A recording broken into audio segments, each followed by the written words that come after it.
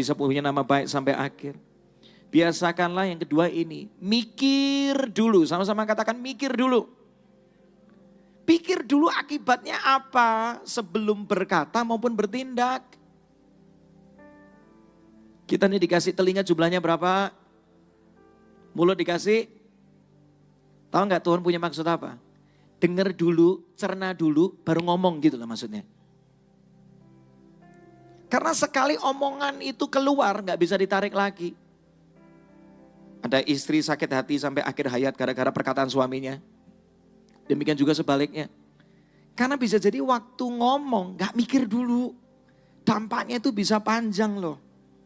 Mikir dulu. Mau posting mikir dulu. Banyak orang hari ini posting di sosmed. Gak ada filternya, gak ada remnya, ngegas terus. Sekali kita ngomong sesuatu. Dan apalagi kita seringkali katakan berulang kali tanpa kita mikir dampaknya, akibatnya. Itu bisa membuat reputasi kita bisa jadi gak baik gara-gara postingan kita. Sekarang kalau HRD, perusahaannya, mau terima karyawan, staff, itu dicek dulu media sosialnya. Ini orang posting apa sukanya di media sosial. Karena kalau orang ini suka nyinyir, suka ngomong yang buruk, suka ngeritik. Suatu kali masuk ke perusahaan ini, isinya ngeritik perusahaan terus. Gak kerja-kerja, isinya cuma ngomong terus nyampah di sosmed. Orang seperti ini susah keterima. Gara-gara reputasi sosmednya gak baik. Ada orang yang isinya sosmednya joget terus.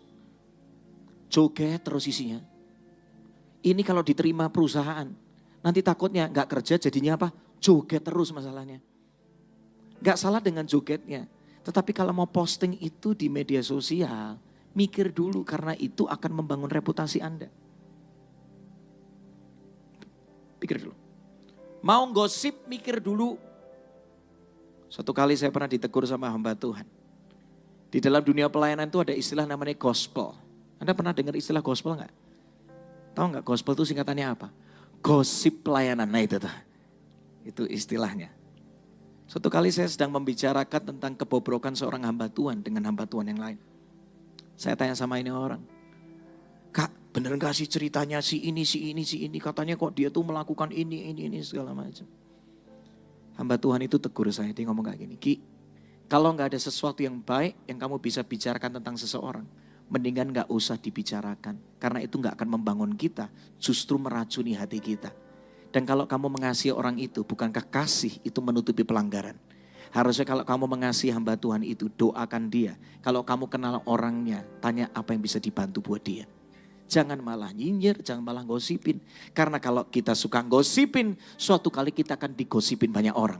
Yang kita tabur akan kita tuai. Banyak orang reputasinya terkenal bocor mulut. Sumber berita kota Bandung. Nah ada yang orang-orang seperti itu. Bahaya. Gosip satu Bandung dia bisa tahu. Karena hidupnya tiap kali koleksi gosip baru. Akhirnya orang bisa gak percaya sama orang model kayak gini? Gak bisa. Ini orang kalau dipercaya apa-apa, rusak semua reputasi. Nama kita jadi rusak gara-gara orangnya kesebar kemana-mana. Mau gosip, mikir dulu. Mau janji, mikir dulu. Nah, kita berkata Matius 5:37. Jika ya, hendaklah kamu katakan ya. Jika tidak, hendaklah kamu katakan tidak. Apa yang lebih daripada itu? Berasal dari si jahat. Kalau mau janji mikir dulu, jangan gara-gara sungkan Anda langsung ngomong iya. Padahal mungkin Anda gak sanggup melakukan itu.